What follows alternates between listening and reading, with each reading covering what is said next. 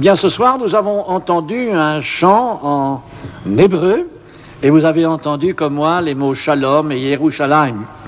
Shalom veut dire paix, Yerushalayim, Jérusalem. Quand j'étais à Jérusalem pour la première fois, je demandais où était le bus pour Jérusalem, et personne ne répondait. Car en effet, là-bas, on ne demande pas le bus pour Jérusalem, mais le bus pour Yerushalayim. Il faut savoir le dire donc en hébreu. Et dans le chant, donc, c'était un appel à la paix pour Jérusalem. Et puis nous avons eu comme chanteur Abraham, de sorte que nous sommes un peu dans le climat donc de ce sujet dont nous allons parler ce soir et qui concerne Israël. J'ai eu le privilège d'aller en Israël 32 fois et je connais donc assez bien le pays et j'ai eu le plaisir dans ces voyages en Israël d'y aller parfois seul, parfois avec des amis, et d'y faire aussi des reportages qui m'ont amené avec mes camarades à rencontrer par exemple le maire adjoint Chouraki dans sa belle villa de laquelle on peut voir les murailles de la vieille ville de Jérusalem. J'ai eu également le privilège de rencontrer Yadin qui était le chef de l'état-major de l'armée d'Israël au moment de la guerre de 1948. Puis dans son kibbutz de Sde-Boker dans le Negev, je me suis entretenu avec le président Ben Gurion, qui n'est plus maintenant. J'ai eu donc le plaisir de rencontrer différentes personnalités, à la fois politiques, militaires et religieuses, dans ce pays qui aujourd'hui occupe un plan principal dans l'histoire de notre monde. On parle de plus en plus d'Israël en effet, et cette région d'Israël et des pays environnants, donc du Proche-Orient, cette région est une région très explosive dans notre monde d'aujourd'hui. Nous sommes tous intéressés par ce sujet, puisque ce qui se passe en Israël aujourd'hui a des conséquences sur le monde entier. La Bible nous révèle en effet que demain, dans un avenir proche, il va y avoir dans cette région le départ d'un conflit qui deviendra conflit mondial et conflit nucléaire. Par conséquent, nous sommes intéressés de savoir aujourd'hui où en sont les événements, pourquoi, en notre XXe siècle, le peuple d'Israël retourne dans son pays, pourquoi, depuis le 15 mai 1948, Ben Gurion a proclamé devant toutes les nations que désormais l'État d'Israël existait. Nous réalisons que tout ce qui se passe dans ce pays d'Israël et dans toute cette région du Proche-Orient occupe donc une place première dans les événements et nous sommes tous amenés à savoir ce qui va arriver demain dans cette région. Et je voudrais simplement, pour introduire ce que je vais vous dire à propos de l'avenir, car il est question ce soir de parler d'Israël et de ce que sera le monde demain. Avant donc de vous parler de l'avenir, permettez-moi quand même de faire un retour dans le passé et de situer très rapidement le peuple d'Israël dans l'histoire de l'humanité. Dieu choisit un homme, et à partir de cet homme commence toute une histoire importante du peuple d'Israël. Néhémie écrit dans son livre au chapitre 9, cette parole: c'est toi, Éternel Dieu, qui a choisi Abraham, qui l'a fait sortir d'Ur en Chaldée et qui lui a donné le nom d'Abraham. Dieu a choisi Abraham, lui a dit de quitter son pays, d'Ur en Chaldée, en Mésopotamie, ce qu'on appelle aujourd'hui l'Irak, et lui a dit de s'en aller dans le pays de Canaan, aujourd'hui appelé pays d'Israël.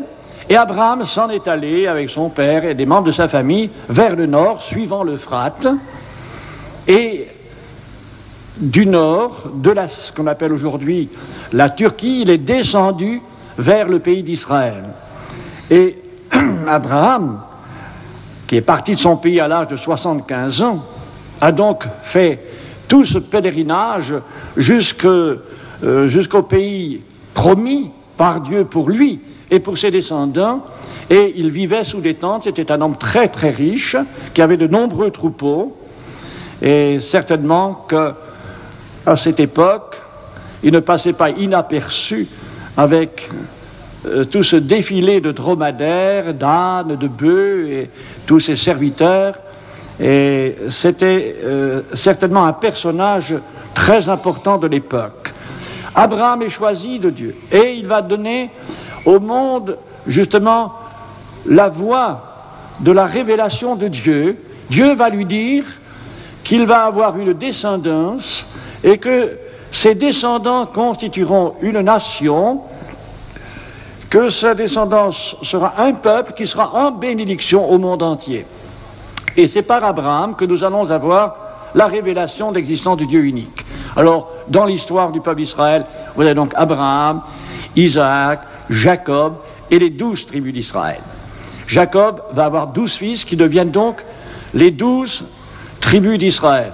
Israël va aller s'installer en Égypte à un certain moment où Joseph, l'un des fils de Jacob, a accédé à un haut niveau de responsabilité dans le pays d'Égypte. Son histoire, elle est dans la Bible et je pense que vous prendrez le temps de la lire. Et voici qu'après un certain temps, le peuple est en esclavage dans ce pays et Dieu suscite un homme, Moïse, et vous avez entendu certainement cette histoire de Moïse, qui entraîne le peuple d'Israël hors d'Égypte à travers le désert du Sinaï vers le pays de la promesse. Et Moïse meurt avant que le peuple ne traverse le Jourdain pour entrer dans le pays de la promesse. Et c'est Josué qui prend la succession et qui, à la tête du peuple d'Israël, va prendre possession de la terre promise après bien des combats. Et lorsque je me trouvais dans la demeure du chef de l'état-major de l'armée d'Israël, Gaël Yadin, qui est aussi un éminent archéologue, il nous disait qu'il y avait en effet une comparaison à faire entre l'époque de Josué et l'époque d'aujourd'hui.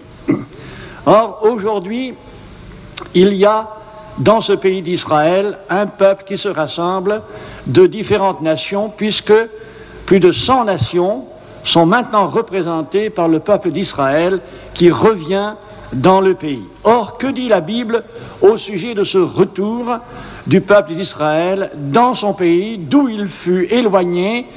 Nous le savons d'une part à partir de l'an 70, après que Jérusalem fut prise par les armées romaines sous la direction de Titus, et aussi chassée du pays par les Romains lorsque l'empereur Hadrien remporta la victoire sur Bar Kokhba, qui se disait Messie, faux Messie, espérant aboutir par sa révolution à la libération du peuple d'Israël du joug des Romains.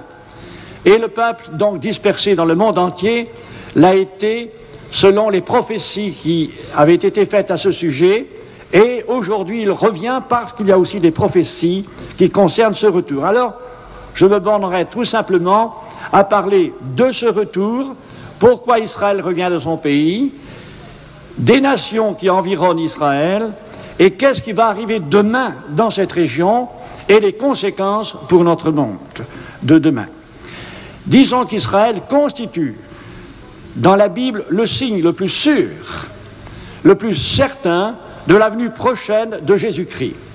Que Israël constitue en effet, à travers toutes les prophéties que nous voyons, le signe évident que le retour de Jésus-Christ est proche. Et nous allons ensemble méditer tout d'abord dans Ézéchiel, le livre d'Ézéchiel, au chapitre 37. Nous lisons au verset 21. Tu leur diras, ainsi parle le Seigneur l'Éternel. Voici, je prendrai les enfants d'Israël du milieu des nations où ils sont allés. Je les rassemblerai de toutes parts et je les ramènerai dans leur pays. Voici donc une prophétie qui est claire. Il y en a d'autres, mais le temps nous manque ce soir de faire une très longue méditation sur ce thème de l'Alia, c'est-à-dire du retour du peuple dans le pays de la promesse. Mais ici, le prophète dit bien que le peuple d'Israël reviendra de toutes parts et sera rassemblé dans le pays qui est appelé ici leur pays. Eh bien, ceci est très important, parce qu'aujourd'hui, il y a en effet dans cette région une situation qui est très explosive, mais nous assistons à l'heure d'aujourd'hui à des événements importants. D'ailleurs, je ne sais pas si vous écoutez la radio ou les nouvelles, mais soyez attentifs à ce qui va se passer dans les jours qui viennent. La paix, vous le savez, a été conclue avec l'Égypte, il y a maintenant pas tellement longtemps, et ça a été un grand événement. Quand le chef de l'Égypte est venu à Jérusalem, avec Begin, ça a été une réconciliation, la paix a été conclue, alors qu'il y avait eu au préalable de nombreuses guerres. Et la dernière, en 1973, la guerre de Kippour, vous le savez, a été une guerre qui a mis le monde au bord de la catastrophe nucléaire. Car en effet, au moment de la guerre de Kippour, les Russes s'apprêtaient à donner la main aux Égyptiens comme aux Syriens pour écraser Israël, et les Américains apportaient leur concours aux Israéliens, et tout était mis en état d'alerte nucléaire. Nous avons frôlé la guerre mondiale. Ce n'était donc que partie remise. Aujourd'hui, il y a la paix avec l'Égypte. Au nord, il y a eu la guerre qu'on a appelée paix en Galilée, et ça a été l'avance de l'armée israélienne au Liban. Vous savez aujourd'hui ce qu'il en est. Et puis, voici que nous apprenons tout dernièrement que des pourparlers ont lieu de manière à ce qu'il y ait également la paix avec la Jordanie. Cette région, donc, est en train de rechercher une paix qui va entraîner aussi une transformation, non seulement dans la région, mais dans le monde, parce qu'en même temps qu'il y a des pourparlers de paix entre les chefs de l'État d'Israël et les chefs de la Jordanie, on va assister dans ce mois à la rencontre à la fois de Gorbatchev et de Reagan, les chefs de la Russie et de l'Amérique, à Genève, où ils vont parler de désarmement, où ils vont parler d'une éventuelle paix possible sous un équilibre d'armes nucléaires. Et le monde va crier à la paix. Voyez-vous, maintenant, Israël s'entend avec ses voisins, la Russie ne menace plus comme dans le passé, et par conséquent, nous pouvons dormir tranquilles. Tout ceci va endormir peut-être les gens, mais la réalité, où est-elle? C'est la Bible qui va nous le révéler. Et n'oubliez pas que le monde d'aujourd'hui est au bord, en effet, d'une catastrophe, et c'est peut-être pour ça, à cause de la peur, que les chefs des grandes puissances essayent de trouver un moyen de vivre encore sur la Terre pendant un temps sans conflit nucléaire. Mais il y a, vous le savez, dans notre monde, quelques milliers, on dit 50 000 missiles nucléaires, est capable de détruire le monde entier, non seulement avec l'ensemble, mais seulement 20% de ces bombes, de ces missiles, disons 10 000 en conséquence, suffiraient pour anéantir presque toute vie sur la Terre. On dit que les 3/4 de l'humanité périront si les puissances mettent leurs fusées en action. Et le monde connaîtrait donc une catastrophe inimaginable. Mais demain soir, je reviendrai plus particulièrement sur les nations. Et nous verrons ensemble ce qui se passe aujourd'hui dans le monde, et nous constaterons que les prophéties qui sont dans la Bible et ce que le Christ aussi a annoncé d'avance sont là se réalisant ou étant réalisé et nous donnant ainsi les preuves évidentes que nous vivons la fin des temps et que le Christ qui a promis de revenir reviendra, et il reviendra peut-être plus vite qu'on ne le pense. Israël constitue donc un point important dans le monde sur lequel se tourne le regard de tous les peuples. Or, ils reviennent dans leur pays. Et parce qu'ils reviennent dans leur pays, alors nous allons assister à ce que le prophète Ézéchiel annonce au chapitre 38 de son livre. Lisons ensemble quelques-uns de ces textes du chapitre 38. « La parole de l'Éternel me fut adressée en ces mots, dit le prophète. Fils de l'homme, tourne ta face vers Gog au pays de Magog, vers le prince de Roche, de Méchec et de Tubal, et prophétise contre lui. » Et au verset 6, il est dit Gomer et toutes ses troupes, la maison de Togarma à l'extrémité du septentrion, et toutes ses troupes, peuple nombreux qui sont avec toi, prépare-toi, tiens-toi prêt, toi et toute ta multitude assemblée autour de toi, sois leur chef. Après bien des jours, tu seras à leur tête dans la suite des années, tu marcheras contre le pays dont les habitants, échappés à l'épée, auront été rassemblés d'entre plusieurs peuples sur les montagnes d'Israël, longtemps désertes, retirées du milieu des peuples. Voici donc une première annonce prophétique qui nous met en face d'une réalité que nous vivons aujourd'hui. Les habitants, échappés à l'épée, auront été rassemblés d'entre plusieurs peuples sur les montagnes d'Israël. Une attaque donc se prépare depuis le nord contre le pays d'Israël. Oh, vous me direz, ce n'est pas possible. Mais écoutez, lorsqu'il y a eu la guerre de Kippour, eh bien, il y a eu là des événements de la plus haute importance, puisque nous savons qu'au moment de cette guerre, c'est d'ailleurs à Kippour qu'est le moment où les destins se scellent, et Gog a scellé son destin. Gog ici représente la Russie, et tous sont d'accord. Je me souviens avoir eu un entretien avec mon ami le pasteur Kosman, pasteur de l'Assemblée messianique de Jérusalem, fondateur de cette assemblée. On ne l'appelle pas église évangélique parce qu'en Israël on ne comprendrait pas. On dit messianique, c'est-à-dire une église qui croit en Jésus le Messie. Et mon ami Kosman me disait qu'en effet, il était lui-même arrivé à la conviction, comme tant d'autres théologiens, que Gog représentait bien ici la Russie soviétique, un pays au septentrion, c'est-à-dire au nord d'Israël, car le prophète parle ici dans son pays, et il s'agit d'un pays donc au nord de son pays. Situons bien la chose. Et je trouve que au moment de la guerre de Kippour, en 1973, l'Égypte, qui n'avait pas donc encore fait la paix avec Israël, mais c'était vraiment là la grande bataille, mis en action 2000 chars et 2000 pièces d'artillerie, et lança contre Israël 200 vagues de bombardiers avec l'intention de détruire Israël.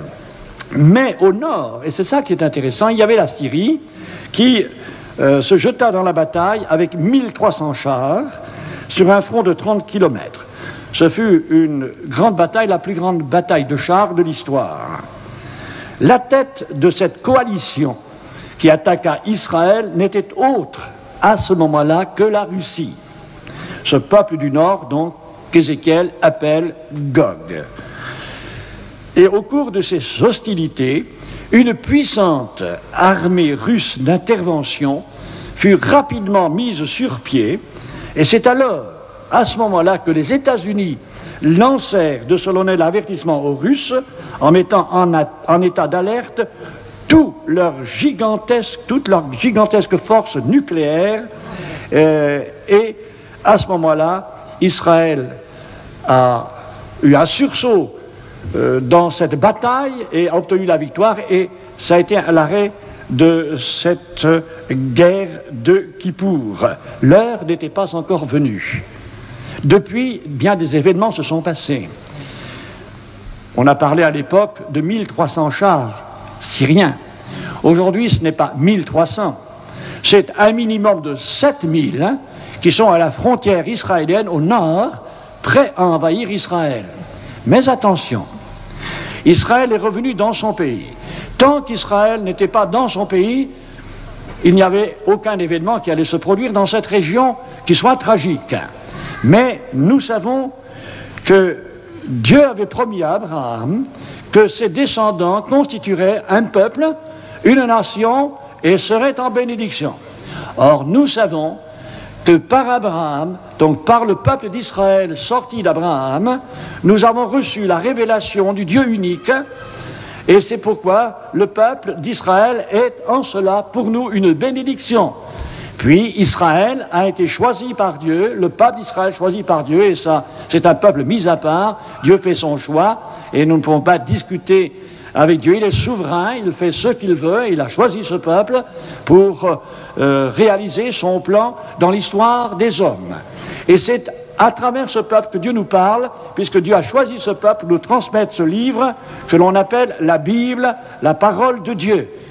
Ce livre est écrit par les Juifs, et nous avons donc reçu la Bible, révélation de l'amour de Dieu, de la puissance de Dieu, de la grandeur de Dieu, et par Israël, nous avons également été bénis, puisque non seulement nous avons reçu la Bible, mais Jésus est appelé Jésus de Nazareth. Jésus est venu du haut du ciel, il est descendu sur la terre, il n'est pas venu à table, mais il a choisi Bethléem.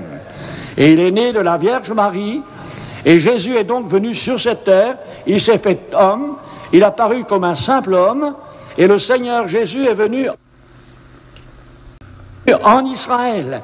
Et il est appelé Jésus de Nazareth parce qu'il a habité Nazareth, et il a rempli son ministère terrestre pour proclamer la bonne nouvelle du royaume de Dieu, et il a partout démontré qu'il était l'envoyé de Dieu par les miracles qu'il a accomplis. Il est venu comme étant le Messie. Il est venu premièrement pour le peuple juif, en tant que Messie. Mais il a dit lui-même, quand je serai élevé, et il parlait de sa mort sur la croix, j'attirerai tous les hommes à moi. Pas seulement le peuple juif, mais tous les hommes sont invités, appelés à venir à Jésus-Christ pour avoir le pardon et la vie éternelle. Jésus-Christ est venu donc en Israël. Il était juif parmi les juifs. Et la Vierge Marie, il y a une Bretonne qui me disait « Oh, mais Marie, c'était une Française. » Oui, non, la Vierge Marie était juive. Et beaucoup de chrétiens oublient cela. Jésus est né d'une vierge juive. Il a été juif parmi les juifs. Et ainsi, le peuple juif a été une bénédiction pour nous en nous faisant connaître l'amour de Dieu. Et les premiers prédicateurs de l'Évangile, les apôtres, c'étaient des juifs. Et ils nous ont annoncé donc que Jésus est vraiment le Messie, le sauveur du monde, le Messie souffrant. Et Israël attend le Messie parce qu'il n'a pas voulu en tant que nation reconnaître en Jésus le Messie. Et nous savons, nous croyants dans la parole de Dieu, que Jésus est vraiment le Messie. Il est le Messie souffrant, celui qui a porté sur la croix nos péchés pour les expier. Il est la victime expiatoire par laquelle nous avons le pardon de nos péchés. Ainsi, Jésus est venu comme Messie souffrant, mais il va revenir maintenant comme Messie de gloire. Et lorsque j'étais en Israël et que je faisais un reportage sur le mont Sion, au moment de Pentecôte, après la guerre des 6 jours, en 1967, en 1968, à Pentecôte, nous faisions un reportage sur ce qui s'était passé là pendant ces événements de la guerre de 1967. La guerre des 6 jours. Et j'interrogeais différents juifs, des juifs venus d'Amérique du Sud, d'Irak, de France, du Maroc, de Tunisie, etc. Et je leur posais toujours cette question, maintenant que vous êtes en possession de la vieille ville, car vous le savez qu'à cette époque de la guerre des 6 jours, les parachutistes israéliens ont pris possession en 48 heures de la vieille ville, ce qu'ils n'espéraient pas. D'ailleurs, Ben Gurion, dans son kibbutz de Sde-Boker, me disait, eh bien, nous espérions, par la voie diplomatique, un jour, aller au mur des lamentations, peut-être dans 20 ans ou plus, et voici que tout à coup, en l'espace de 48 heures, nous nous sommes trouvés face au mur. C'était un miracle extraordinaire. D'ailleurs, pendant cette guerre des 6 jours, pendant la prise de la vieille ville de Jérusalem, d'où les Jordaniens sont partis, eh bien, le peuple s'interrogeait et se disait l'un à l'autre, tu ne l'as pas vu, toi? Mais tu ne l'as pas rencontré, toi? Mais qui ça bien le Messie? Ils pensaient que le Messie arrivait là, que c'était vraiment maintenant le règne du Messie. Mais il n'était pas encore là. Alors sur le mont Sion, je leur posais la question, maintenant qu'attendez-vous? Vous avez la vieille ville, qu'attendez-vous? Et chacun de répondre, maintenant, nous n'attendons plus que le Messie. Et Assé Mama, journaliste israélien à Kol Sion Israël, à la radio israélienne, était aussi l'un de ceux que nous avions interviewés. Et nous lui posons la question, après la guerre des 6 jours, si encore les Arabes vous attaquent, est-ce que vous aurez encore la victoire? Parce que vous le savez, au moment où il y a eu le partage décidé par les Nations Unies de ce territoire qu'on appelait la Palestine, dont une partie donc revenait aux Arabes et une partie aux Israéliens, la guerre a été déclenchée par les Arabes et 40 millions attaquaient 655 000 personnes. 650 000 Juifs devaient faire face à 40 millions d'Arabes, qui a eu la victoire, Israël. Parce qu'il y avait un plan divin dans la réalisation de ce qui existe aujourd'hui.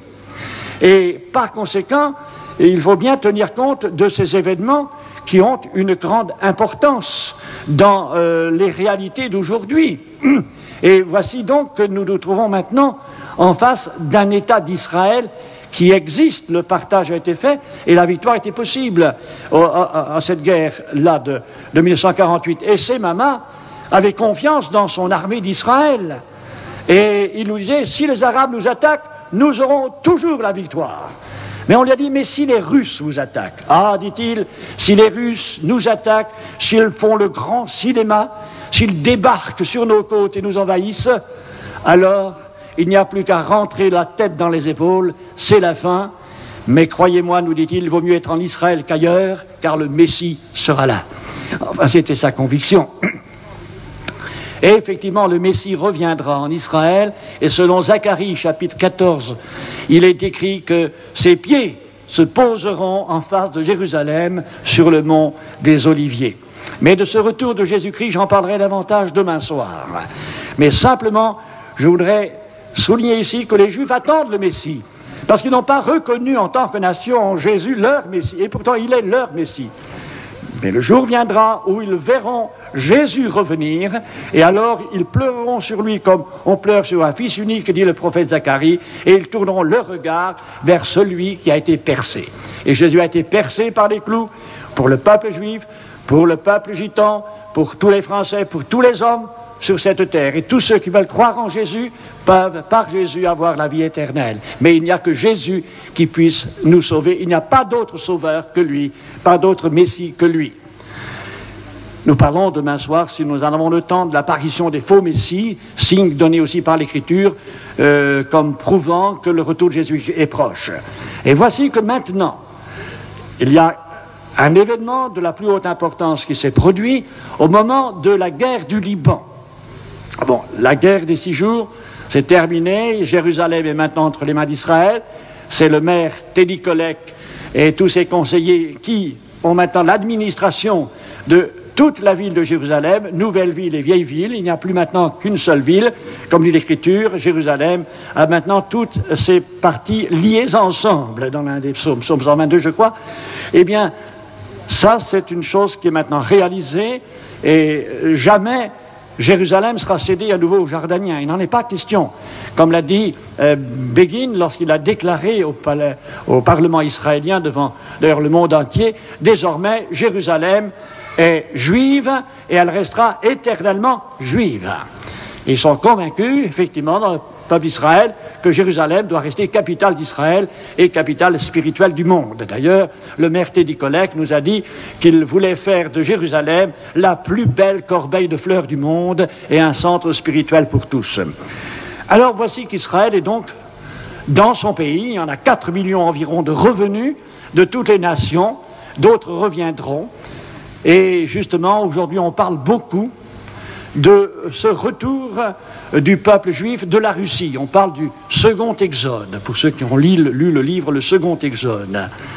Et dernièrement, vous avez entendu parler de l'arrivée des Juifs d'Éthiopie, qu'on a appelé les Falachas.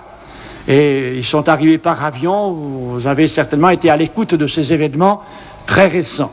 Ces Juifs, donc, sont revenus dans leur patrie, dont ils étaient séparés depuis des centaines et des centaines d'années. Et voici que maintenant on parle de l'exode des Juifs de Russie. Or, en effet, il y a comme une promesse dans l'air de la part des chefs de la Russie qui laisserait croire que les Juifs pourront effectivement sortir assez facilement de la Russie pour se rendre en Israël. Et la condition qui est posée, c'est qu'ils aillent uniquement en Israël. Et ce n'est pas sans raison, donc on va écouter les nouvelles de la rencontre de Gorbatchev et de Reagan. Il y a quelque chose qui va se passer dans le monde. Et tout cela est le signe évident que nous vivons des temps extraordinaires.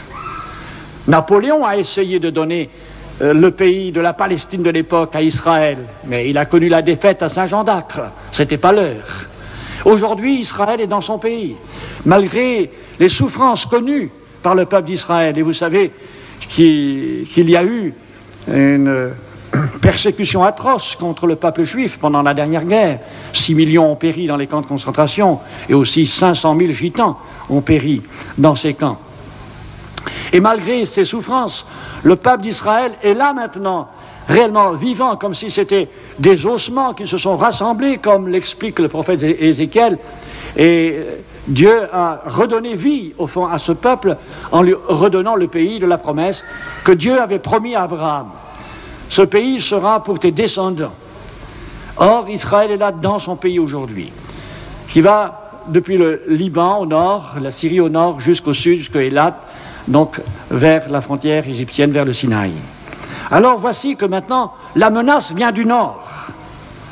Après bien des jours, dans la suite des années, tu marcheras contre le pays, dont les habitants auront été rassemblés d'entre plusieurs peuples sur les montagnes d'Israël. Si vous lisez la suite, vous avez une précision au chapitre toujours 38 et au verset 14. C'est pourquoi prophétise, fils de l'homme, et dis à Gog, ainsi parle le Seigneur l'Éternel. Oui, le jour où mon peuple d'Israël vivra en sécurité, tu le sauras. Alors tu partiras de ton pays, des extrémités du septentrion, donc le nord par rapport à Israël. Toi et de nombreux peuples avec toi, et une grande multitude, une armée puissante. Tu t'avanceras contre mon peuple d'Israël. C'est une prophétie, là. Les nations vont attaquer Jérusalem, dit aussi le prophète Zacharie. Alors, qu'est-ce qui se prépare? Eh bien, c'est que pendant la guerre du Liban, on a eu une sorte de révélation. Le peuple d'Israël est entré dans le territoire du Liban, et savez-vous ce qu'il a découvert? J'ai appris ça au cours de mon voyage aux États-Unis, en lisant un livre par quelqu'un de très éminent et qui a fait des recherches sérieuses et officielles. Eh bien, en entrant dans ce pays-là, ils ont découvert des souterrains immenses, dont les portes de fer blindé s'ouvraient secrètement par un code depuis des navires en mer. Les espions israéliens ont découvert le code, et là, les portes se sont ouvertes, et ils ont trouvé là de quoi armer une armée de 1,5 million de soldats. Tout l'armement nécessaire pour envahir Israël. Qui fournissait ces armements? La Russie soviétique, pour envahir Israël. Gog préparant l'invasion d'Israël. Parce que c'est gênant d'avoir Israël dans ce coin du Proche-Orient. Bien sûr, Israël a pris tout l'armement, mais la Russie a reconstitué tout ce stock, et plus important encore, en Syrie. Et actuellement, il y a, selon les documents que l'on possède, les renseignements qu'on possède, une présence russe importante en Syrie, et on prépare l'invasion d'Israël. Lorsque vous lisez le chapitre 16 de l'Apocalypse, vous êtes frappé de constater que la prophétie annonce que dans les temps à venir, un chemin sera frayé le long de l'Euphrate vers Israël. Simplement une courte lecture. Pardon. Dans le chapitre 16 de l'Apocalypse, il faut quand même que je vous le dise, parce que vous pourriez penser que j'invente des choses. Non, ce que je vous dis repose sur les révélations bibliques, et c'est très important. Écoutez, le 6e ange versa sa coupe sur le grand fleuve, l'Euphrate. Ça se trouve en Irak, vous le savez. et son eau tarit, afin que le chemin des rois venant de l'Orient fût préparé. Et je vis de la bouche du dragon, de la bouche de la bête, et de la bouche du faux prophète, 3 esprits impurs semblables à des grenouilles, car ce sont des esprits de démons, qui font des prodiges et qui vont vers les rois de toute la terre, afin de les rassembler pour le combat du grand jour du Dieu Tout-Puissant. Et si vous y êtes de la suite, c'est pas très intéressant de savoir, par exemple, ce qui va se passer. Il y a eu des éclairs, des voix, des tonnerres, un grand tremblement de terre, tel qu'il n'y en avait jamais eu depuis que l'homme est sur la terre, un aussi grand tremblement. La grande ville fut divisée en 3 parties, les villes des nations tombèrent. Les villes des nations tombèrent. Et quand on sait ce que les hommes ont inventé, comment ils nous l'expliquent, une seule bombe sur Paris, Paris n'existe plus. Quelques minutes après, les hommes sont détruits par les rayons, par le feu, et tout cela, peut-être nous en reparlons encore demain soir. Eh bien, le chemin est préparé. Quand je suis allé en Inde en voiture avec des amis pour voir les gitans tout le long de la route, on a rencontré des gitans Antioche. Ils étaient sédentarisés dans la ville de Tarse, où est né l'apôtre Paul, mais ils voyageaient avec des caravanes tirées par des chevaux. On leur a annoncé l'évangile. Et de là, nous sommes passés en Syrie. Nous avons rencontré là aussi des gitans qui campaient sous des tentes blanches. Et nous avons continué notre chemin tout le long pour visiter les gitans dans tous les pays, en Irak, en Iran, en Afghanistan, partout on a vu des gitans. Car les gitans sont partout comme le peuple juif. Il y a une certaine ressemblance d'ailleurs entre le mode de vie des gitans, leurs coutumes, et celles que l'on trouve parmi le peuple juif. Alors, sur le bord de l'Euphrate, nous sommes aussi arrêtés. Et là, nous avons vu des Russes avec donc des Irakiens qui étaient en train de construire des ponts et des routes asphaltées, une très grande route à travers le désert, direction Jérusalem. Alors tout cela, c'est bien la Bible qui s'accomplit. Nous vivons ces temps-là. Nous sommes entrés dans une époque où nous pouvons nous attendre, en ce qui concerne les nations, à une destruction extraordinairement pénible pour tous les êtres humains, puisque Einstein lui-même, l'inventeur de la bombe atomique, disait que les 2/3 des hommes seraient détruits. Maintenant on dit les 3/4. C'est quelque chose de terrible. Et nous allons entrer dans cette époque où non seulement on va voir ces événements qui se préparent, car nous ne verrons pas, nous chrétiens, la réalisation des événements tragiques de la guerre nucléaire, nous ne le verrons pas, nous chrétiens, parce que nous serons enlevés dans le ciel, selon les prophéties que nous pourrons méditer tout à l'heure. Mais la préparation, nous la voyons. Et les événements sont là pour nous dire que Jésus revient bientôt. Israël est revenu dans son pays, selon les prophéties. Israël est là et les puissants sont en train de préparer la guerre, l'invasion d'Israël. Et si vous faites attention à ce qui se passe dans le Proche-Orient, vous constaterez que, effectivement, dans cette région, il y a une force de destruction considérable. Vous n'ignorez pas qu'Israël a la bombe atomique, évidemment, parce que les savants qui l'ont inventée sont des juifs. Einstein, c'est un juif, Oppenheimer, c'est un juif. Et ceux qui l'ont inventée, effectivement, ils la possèdent. D'ailleurs, il y a là-bas en Israël un endroit, un grand institut pas loin de Tel Aviv, où se réunissent tous les grands atomistes, tous les grands physiciens et tous les grands professeurs qui ont étudié ces questions atomiques. Ils se réunissent ensemble là-bas en Israël et par conséquent ils ne sont pas ignorants de ce que c'est que la bombe atomique et peuvent la fabriquer. Ils la possèdent en Israël. La bombe atomique, elle est tout près d'Israël, aussi dans la mer. Les sous-marins de la 6e flotte américaine sont là. Les sous-marins de la flotte russe sont là. Et tous ces sous-marins possèdent des fusées atomiques. On appuie sur un bouton, quelques secondes après, ça part. Et ça détruit tout. Et il y a, non seulement là autour, mais dans le monde entier, on nous dit 50 000 fusées atomiques capables de détruire 10 fois la Terre. Inimaginable. Mais il faut que le feu soit mis. Or, l'étincelle qui va allumer ce feu nucléaire, c'est en Israël. C'est pourquoi soyez attentifs à tout ce qui se passe dans cette région, car ce n'est pas le fait du hasard que tout cela arrive aujourd'hui. Il y a là incontestablement un plan divin concernant la marche des événements. Nous vivons ces événements annoncés par la prophétie. Nous sommes au bord de la guerre nucléaire et même, comme le dit l'apôtre Saint Paul, si les hommes disent paix et sécurité, c'est alors qu'une ruine soudaine les surprendra. Au moment où les hommes diront, oh, ça y est, maintenant, les Russes ont diminué leurs fusées SS-20 ou SS-21, il y en a une centaine ou 200 de moins de dirigés vers l'Europe. Les Américains ont diminué leurs grandes fusées intercontinentales, il y en a un peu moins. Mais ça n'empêche pas qu'ils continueront à inventer des choses plus importantes. Et la guerre des étoiles est en préparation. Et Jésus a dit que les puissants des cieux seront ébranlés. Et quand on étudie tout ce que cela peut produire comme destruction, on comprend les prophéties bibliques et on se dit c'est vrai, ça va se réaliser. Parce que vous voyez, il ne faut pas vous laisser prendre par toutes les promesses et les belles paroles de ces grands chefs des nations, parce que derrière la réalité est tout autre. On vous dit, oh maintenant il y aura moins de chars. Oui, moins de chars qui sont trop vieux parce qu'on va les chier à la casse, mais les nouveaux, on continue à les fabriquer. Oh, il y aura moins de fusées. Oui, les vieilles fusées, elles ne valent plus rien. La fusée atomique qui a été la bombe atomique qui a été lancée sur Hiroshima et qui a détruit 300 000 personnes, ça ne vaut plus rien. Ça, c'est envoyé à la casse.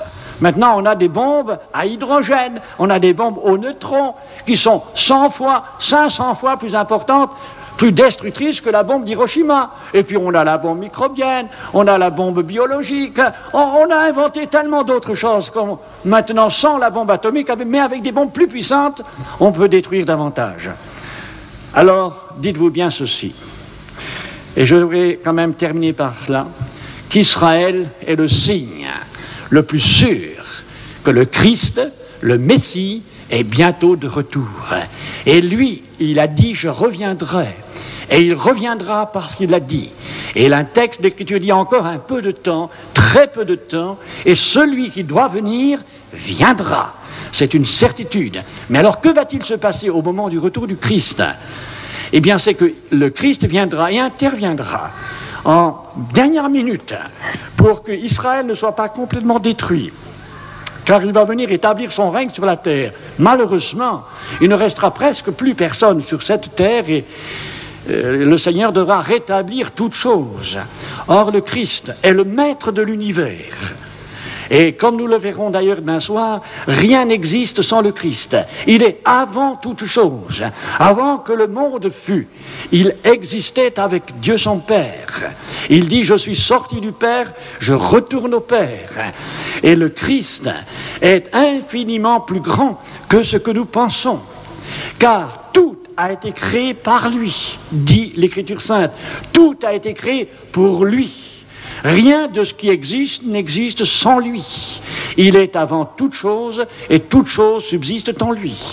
Alors le Christ, c'est pas seulement le petit Jésus de la crèche dont on parle aux enfants. Ce n'est pas seulement Jésus de Nazareth, le Fils de l'homme. Jésus-Christ, c'est celui qui règne sur l'univers. Tout ce qui existe de visible et d'invisible a été créé par lui, nous dit l'apôtre Saint Paul. Alors ce Seigneur, ce grand Seigneur qui a à son service des milliers d'anges, les anges qui ont été créés avant que les hommes fussent créés, ces êtres qui sont des esprits au service des enfants de Dieu, ces êtres qui sont dans l'au-delà et qui apparaissent et qui sont apparus aux apôtres et aux chrétiens primitifs, qui apparaissent encore en vêtements blancs comme des êtres de lumière, eh bien, le Christ reviendra avec toute cette armée céleste d'anges, et il viendra et tout œil le verra, et tout genou fléchira devant lui, dit la parole de Dieu, croyant ou incroyant, mais vaut mieux fléchir le genou devant lui pour l'adorer que de fléchir le genou devant lui pour l'entendre dire « Retire-toi de moi, va dans les tourments éternels puisque tu n'as pas voulu être mon disciple. » Tout genou fléchira devant lui et c'est lui qui jugera le monde. Et il est écrit dans la parole de Dieu que Dieu a fixé un jour au cours duquel il jugera les hommes par l'homme qu'il a désigné, savoir Jésus-Christ, son Fils bien-aimé. Et c'est pourquoi soyons attentifs aux réalités de la vie. Ce qui se passe en Israël, ce n'est pas le hasard. L'État d'Israël n'existe pas par hasard. Le peuple juif n'existe pas par hasard. Dieu a choisi le peuple juif, je le répète, pour nous faire connaître qu'il existe, lui, Dieu unique. Dieu a choisi le peuple juif pour nous transmettre la Bible, parole de Dieu. Dieu a choisi ce peuple juif pour nous faire connaître Jésus. Et les premiers disciples qui ont prêché la bonne nouvelle du salut en Jésus, ce sont les Juifs. Et Jésus va revenir, non pas en France, mais il va revenir en Israël, il posera ses pieds sur le mont des Oliviers. Et voici que Jésus, avant de venir sur terre, quelque part dans l'immensité, dans les airs, il rassemblera ceux qui croient en lui, car il est dit qu'en un instant, en un clin d'œil, nous qui croyons en Jésus-Christ, nous serons transformés et nous serons enlevés avec les morts qui ressusciteront à ce moment-là, qui recevront aussi un nouveau corps, un corps glorieux. Nous serons tous ensemble enlevés avec le ciel, sur les nuées du ciel, pour partir ensemble à la rencontre du Seigneur dans les airs. Ça, c'est la Bible qui le dit, et je crois que la Bible dit vrai. Alors nous allons vivre ces événements-là. Déjà, nous vivons cette histoire du peuple d'Israël. On ne parle pas d'Israël parce qu'on aime plus Israël qu'un autre peuple. Nous aimons tout le monde. Nous aimons les Gitans, les Arabes, les Français, les Juifs, tout le monde. Et Jésus aime tous les hommes. Mais il y a un choix de Dieu. Et ça, nous ne pouvons pas le discuter. Alors, j'ai assisté au congrès sioniste en Israël, où je suis invité. Il y avait là 52 nations de représentés. Et j'ai entendu ces grands hommes de l'État d'Israël parlant du rassemblement du peuple. Et il disait que le moment était venu maintenant pour rassembler le peuple dans le pays d'Israël, que l'heure de Dieu était là. Et un juif, je me souviens, que j'interrogeais à Paris, au centre sioniste pour le départ en Israël, et je lui disais, mais pourquoi vous partez en Israël? Oh, il dit, c'est plus fort que moi, il y a comme une puissance, une force qui me dit que je dois rentrer dans mon pays. Et Dieu est en train d'appeler son peuple dans le pays promis, et c'est pourquoi nous assistons à cela. Mais voilà, c'est qu'Israël est implanté là, et ça gêne tous ceux qui sont alentours. Et c'est pourquoi Zacharie dit que Jérusalem sera une pierre pesante pour toutes les nations d'alentour. Et cela est vrai. Lorsque Begin annonça, n'est-ce pas, à la Knesset, au Parlement d'Israël, que Jérusalem était maintenant définitivement et éternellement juive, eh bien, il y a eu une nation pas trop loin, Khomeini, en Iran, qui déclare « Maintenant, nous allons faire la guerre sainte pour reprendre Jérusalem. » Et il faut le dire, il y a la mosquée d'Omar, qui est à l'emplacement du temple de Jérusalem. Il y a là l'abomination, comme est écrit dans la parole de Dieu, c'est accompli. Il y en a qui cherchent l'Antichrist, je ne sais pas où, mais il existe là. Il n'y a pas le temple à Jérusalem. Il a été détruit en l'an 70, jamais reconstitué, jamais rebâti, et il ne le sera pas tant que Jésus ne sera pas revenu. Et tant que le Messie ne sera pas là, comme on nous le disait en Israël, il n'y aura pas de temple. On nous dit, les Américains ont préparé les pierres. Nous le disions au maire de Jérusalem. Mais les pierres pour le temple sont déjà préparées aux États-Unis pour reconstruire le temple. Le maire a dit, oh, ces pierres-là ne viendront jamais en Israël, car ici nous avons une loi qui dit que toute maison, tout bâtiment construit en Israël doit l'être avec les pierres d'Israël et pas avec d'autres. Par conséquent, n'écoutez pas toutes ces histoires. Il faut que vous soyez persuadés que nous vivons la fin des temps et que Jérusalem est en effet pierre pesante pour les nations, et on en parlera encore beaucoup dans les jours qui viennent, mais dites-vous bien que maintenant il y a une recherche de paix aux alentours, mais ne vous y trompez pas, on va vous parler de paix, mais on ne détruira pas les milliers de chars qui sont au nord d'Israël, on ne détruira pas tout l'armement qui a été fourni pour armer cette fois 1 million de soldats pour envahir Israël, ça continuera d'exister. Et ne vous faites pas d'illusions, même si on vous parle de désarmement, n'oubliez pas qu'on ne détruira pas les bombes atomiques ou à hydrogène qui sont dans les sous-marins, dans la Méditerranée ou dans les autres mers, que tout cela continuera d'exister. Et ne vous laissez pas illusionner, la guerre des étoiles est en préparation, et ils sont plus avancés que vous ne le pensez. Et autour de notre tête tournent sans arrêt des satellites porteurs de bombes atomiques. Et nous sommes là, nous les pauvres malheureux, comme si, au fond, tout allait bien. On vit dans ce monde comme si tout était en paix, tout était tranquille. Eh bien, la Bible vous avertit. Quand le monde se sentira comme en sécurité, oh ça y est, les grands s'arrangent, n'ayons pas peur, il n'y aura pas la guerre. À ce moment-là, faites attention, ça sera la ruine soudaine des nations. Tout ira vite, très vite à la fin des temps. Et la Bible dit que les nations connaîtront cette ruine rapide, soudaine. Ça viendra une attaque imprévue. Jésus dit, prenez garde, car ce jour viendra sur vous comme un improviste. Lisez tout cela dans la Bible. Mais en même temps, l'Église composée de tous ceux qui croient en Jésus. C'est ça la vraie Église, celle qui appartient à Jésus-Christ. Le Christ ne vous demandera pas, oh tu fais partie de l'Église évangélique, de l'Église Philadelphia, de l'Église, je ne sais pas, orthodoxe ou autre. Le Christ, quand il vous verra, il ne vous demandera pas à quelle Église tu appartiens. Il dira, est-ce que toi tu m'appartiens? L'Église de Jésus-Christ est composée de ceux qui appartiennent à Jésus-Christ, qui ont fait la paix avec lui, qui croient en lui et qui sont sauvés. Les autres ne font pas partie de l'Église. Hein. Ils ont beau dire, je suis catholique, je suis protestant, je suis orthodoxe, c'est pas ça. Le Christ ne vous demandera pas votre religion. Il vous demandera, est-ce que tu as cru en moi? Est-ce que tu t'es repenti de tes péchés? Est-ce que tu as vraiment suivi mes instructions? Est-ce que tu es de mon disciple? Et quand Jésus reviendra, eh bien, en un clin d'œil, il enlèvera tous ceux qui croient en lui. Nous partirons, hop, on n'aura pas le temps de dire ouf qu'on partira, ça se fera très vite. Hein. Et je me souviens à l'école biblique, les jeunes me disaient, mais comment on va partir? La terre est ronde. Si on monte, ceux qui sont là en haut, hein, sur le globe là, ils montent en haut, mais ceux qui sont en bas, en dessous du globe là, en Australie, et que les autres sont, ils vont en bas. Ah, je dis non, c'est pas comme ça. Vous savez, quand on lance une fusée, on la lance pas droit en l'air, on la fait tourner autour de la terre, et on la lance comme ça. Eh bien, je dis, toi, quand le ciel reviendra, la terre fait 40 000 km de tour. Et la vitesse de la lumière, c'est 300 000 km la seconde. Tu n'as qu'à diviser 300 000 par 40 000, tu vois, on ne mettra même pas une seconde pour faire le tour de la Terre et on se trouve tous au même endroit sur les nuées du ciel. Ça sera tellement vite, tu n'as pas le temps de dire ouf, et tout à coup on se va tous en vêtements blancs, ça sera formidable, et on verra le Christ dans toute sa gloire. Hein. Et ceux qui l'ont vu autrefois dans sa souffrance, le verront dans toute sa beauté. Il sera comme le soleil dans son éclat, dit la parole de Dieu. Ce sera formidable de rencontrer le maître de l'univers, celui par lequel et pour lequel toutes choses ont été créées. Nous le verrons, car c'est lui le maître, en fin de compte. Nous ne sommes que des serviteurs du Christ, des esclaves du Christ, et nous l'aimons parce qu'il nous a aimés le premier. Lui si grand, lui si extraordinairement grand, et il est venu sur notre terre, se faire tout petit, prendre la forme d'un être humain, et donner sur la croix sa vie, tendre ses mains à ses bourreaux, se laisser crucifier, portant sur son corps nos péchés, lui le saint, le pur. Il est mort à votre place, à ma place, afin qu'un jour nous puissions le voir, l'adorer, le servir et régner à tout jamais avec lui. Ça vaut la peine d'être disciple de Jésus-Christ. Et il faut être fier d'appartenir à ce Christ, maître de l'univers. Oh, il y en a qui sont fiers, quelquefois, de serrer la main au président de la République, ou je ne sais quel roi ou quelle reine. Mais pour nous, nous sommes fiers d'appartenir au maître de l'univers, Jésus qui est appelé le Seigneur des Seigneurs, le Roi des Rois. Amen. Gloire à son nom. Et nous voulons le remercier maintenant ensemble. Seigneur, eh bien, de manière